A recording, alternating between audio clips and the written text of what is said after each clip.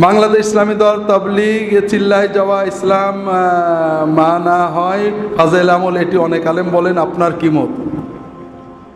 বিষয় হলো, আমরা ইয়াকিনের সাথে বিশ্বাস করি যে যারা দ্বীনের কাজ করেন শিরিক মুক্ত, আল্লাহ তাআলা সবাইকে ভালো করেন, মহব্বত করি।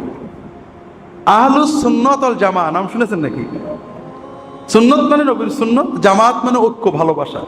মূল নীতি হলো মুসলমানদের ভালো মনে, কাউকে মতভেদের জন্য কাফের বলা যাবে না, ভালোকে ভালো, খারাপকে খারাপ। তাবলীগ জামাত অনেক ভালো কাজ করছে, আবার তাদের কাজের ভিতর অনেক ভুলভ্রান্তি আছে।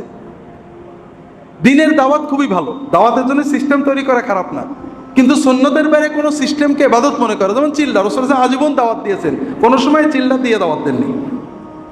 আপনি যদি মনে করেন আপনি 30, 20, 40, 50 বিভিন্ন সময়ে বিভিন্ন সুযোগে আমরা যাব, এটা দোষের কিছু নেই।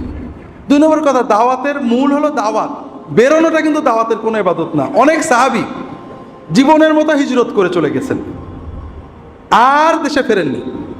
অনেক সাহাবী কোনোদিনই বেরোননি, আজীবনই সাহাবী। তবে ইমাম মালিক জীবনে তার জন্মস্থান ত্যাগ করেননি, হজ ছাড়া।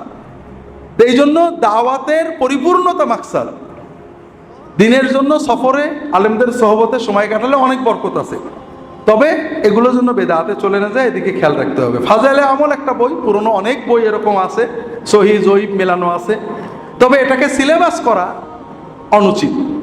তাবলীগের সিলেবাস হওয়া উচিত নববী, কোরআন, ইয়াতুল আলাইহিম আয়াতি ওয়া ইউআল্লিমুহুল কিতাব ওয়াল হিকমা, সুন্নাহ। সেটা হলো